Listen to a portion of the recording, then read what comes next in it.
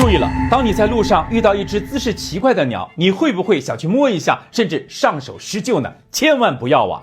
这种颈部扭转、头部后仰、呈望天状的姿势，医学上被称为观星，是新城疫的典型症状。抚摸靠近得病的鸟类，病毒就会沾染到你的皮肤、衣服和鞋袜上。新城疫被世卫组织规定成必须上报的疫病，被我国农业部列为1类传染病，因为它对鸟类来说不仅致死率高，而且传染性还非常强。那什么是新城疫呢？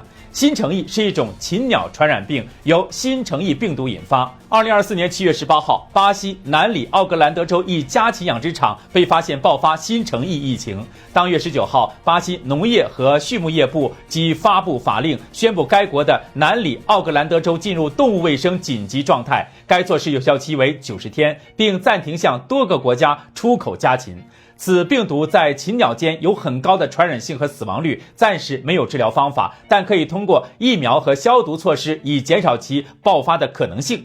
人类也可能感染此病毒，一般不会有生命危险，但会导致轻微的结膜炎和类似流行性感冒的症状。